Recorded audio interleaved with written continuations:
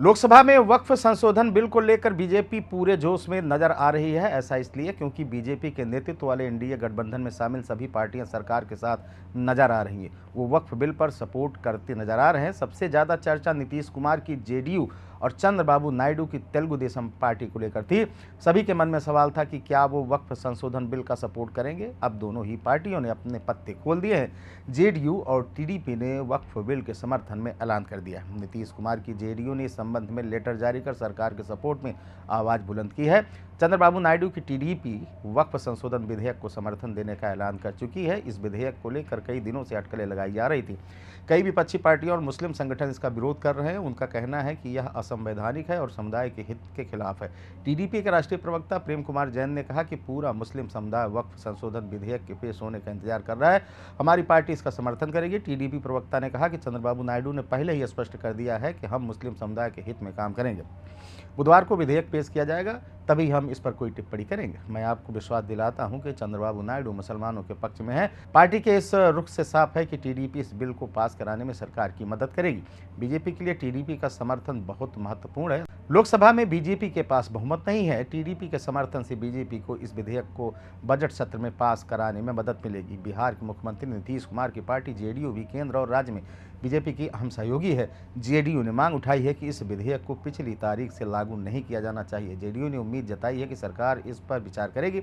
JDU सांसद संजय झा ने एक बयान में कहा कि नीतीश कुमार पिछले 19 सालों से बिहार में काम कर रहे हैं। इस दौरान उन्होंने मुस्लिम समुदाय के लिए जो कुछ किया है वह दिख रहा है। हमारी पार्टी ने कहा था कि इसे पिछली तारीख से लागू नहीं किया जाना चाहिए और हमें उम्मीद है कि सरकार इस पर विचार करेगी। जब तक नीतीश कुमार राजनीति में है, लोगों के हितों की रक्षा की जाएगी। हालांकि लोकसभा में वक्फ बिल आने से पहले ही जेडीयू नेतृत्व ने अपना स्टैंड क्लियर कर दिया है।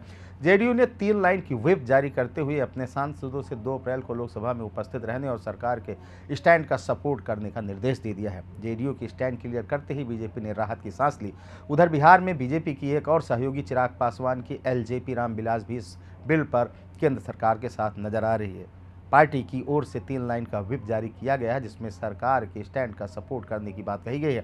शिंदे की शिवसेना भी वक्फ बिल के समर्थन में खड़ी हो गई है। वक्फ संशोधन विधेयक को एकीकृत वक्फ प्रबंधन, सशक्तिकरण, दक्षता और विकास यानी कि यूएमईईडी विधेयक भी कहा जा रहा है।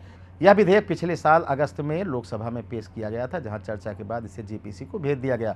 अब संशोधनों के बाद केंद्र सरकार इसे फिर लोकसभा में पेश करने जा रही है। इस विधेयक का मकसद वक्फ संपत्तियों के प्रबंधन में आने वाली दिक्कतों को दूर करना है। इसके लिए डिजिटलीकरण, बेहतर ऑडिट, पारदर्शिता और अवैध रूप से कब्जा की गई संपत्तियों को वापस लेने के लिए कानूनी उपाय किए जाएंगे। वक्फ संपत्ति का मतलब है इस्लाम में दान की गई संपत्ति। बीजेपी का कहना है कि इस विधेयक से गरीब मुसलमानों को फायदा होगा। पार्टी का मानना है कि वक्फ संपत्तियों का बेहतर प्रबंधन होने से मुसलमानों के लिए शिक्षा और स्वास्थ्य जैसी योजनाओं को चलाना आसान हो जाएगा। संसदीय कार्य मंत्री किरेन रिजिजू ने कहा है कि वक्फ संशोधन विधेयक पर लोकसभा में 2 अप्रैल बुधवार को प्रश्नकाल के तुरंत बाद चर्चा होगी। यह चर्चा 8 घंटे तक चलेगी। उन्होंने कहा कि कुछ सदस्य 6 घंटे चाहते थे, अन्य 4 घंटे चाहते थे। हालांकि विपक्ष ने चर्चा के लिए 12 घंटे की मांग की, लेकिन विधेयक पर 8 घंटे की लंबी चर्चा व्यापक सहमति से बन पाई है। इसका मतलब है कि इस बिल पर संसद में लंबी बहस होगी। खबर में ही तक दीजिए इजाजत। नमस्कार।